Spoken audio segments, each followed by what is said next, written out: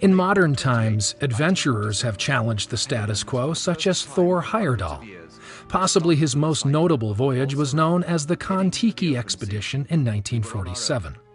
His goal was to demonstrate that ancient people could have made long sea voyages, explaining how early cultures could have migrated from one continent to another. With the Kon Tiki, Heyerdahl constructed a hand-built raft and traveled west 5,000 miles from South America to the Tuamotu Islands. Another such expedition was more recently accomplished by adventurer Philip Beale. In his book, Sailing Close to the Wind, Beale focuses on the ancient maritime trading culture known as the Phoenicians. Well, I'm a Brit. I started off my career, I guess, as an adventurer, traveller, entered the Royal Navy.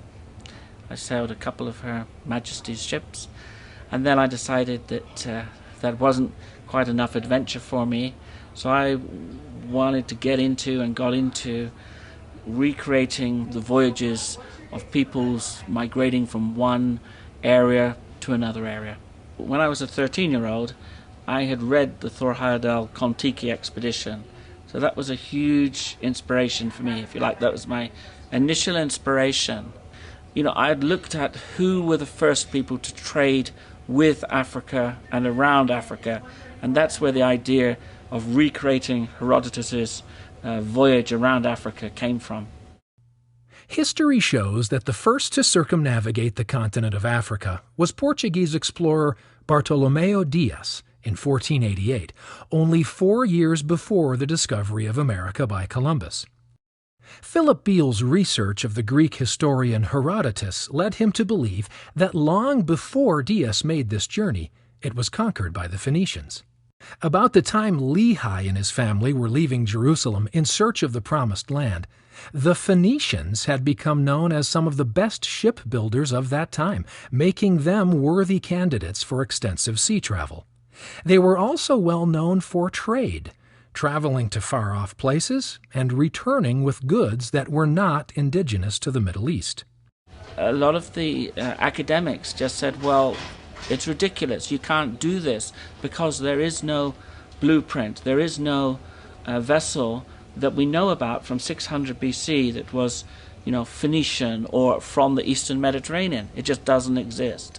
And we spent 2 years looking at all the information, and then some Greek colleagues said, actually there is a vessel, and they said this vessel has been excavated by Professor Pommet, who is from Aix-en-Provence University. Him and his team excavated the Jules Verne 7, which was lying just off of Marseille, and he confirmed that it was indeed dated around 600 BC, and it was of Eastern Mediterranean origin. And he gave us access to all his research so that we could use what he had shown in terms of the design of the boat, how the timbers were joined together, and that's the information that we used to build the hull of the Phoenicia. The Phoenicia became the name of the ship Philip desired to build. Researching the structure of the Jules Verne 7, Beale and his team spent 9 months constructing a ship to be as close as possible to that of what a Phoenician ship would have looked like in 600 BC and sail safely around the entire body of Africa. We knew, for example, that a primitive system of construction was available some 5,000 years ago with the Cheops ship, that is the funeral ship that was found in the Egyptian pyramids. But what the Phoenicians did was they didn't just have the pegging system, but they added the dowels, the mortise, and these are the tenons, if you like.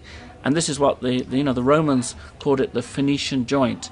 So this is one of the great contributions that the Phoenicians made to shipbuilding, and enabled them to have the most robust hulls that could sail the oceans. So that gave them a tremendous trading advantage, that they had a robust hull, and they were the first people to have that.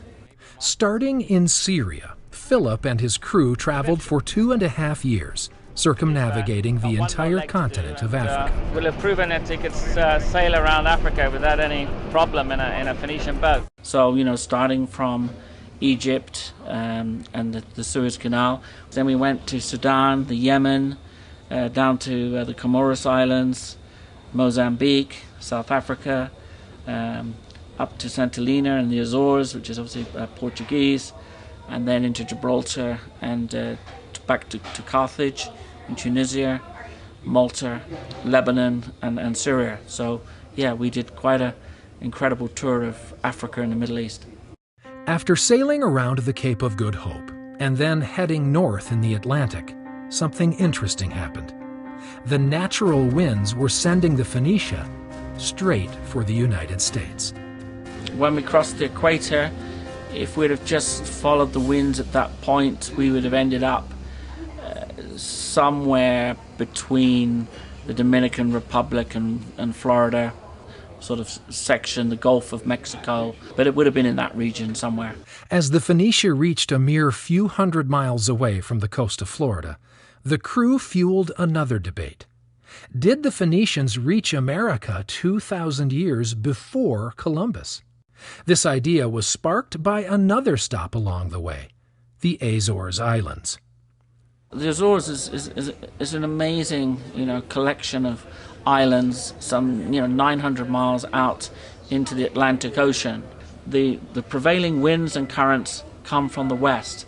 So if you're sailing there in an ancient ship that you can really only sail downwind, you'd have to go all the way around to get to the Azores. The likelihood is that ancient sailors, Carthaginians, may well have got to America on the return journey would have discovered the Azores. Some 200 years ago, a pot of Carthaginian coins was found there, and this pot of coins was partly taken to the King of Spain, and it ended up with a Swedish coin collector. This whole thing, to me, indicates that the ancients were far more active in the Atlantic than we give them credit for before Christian times.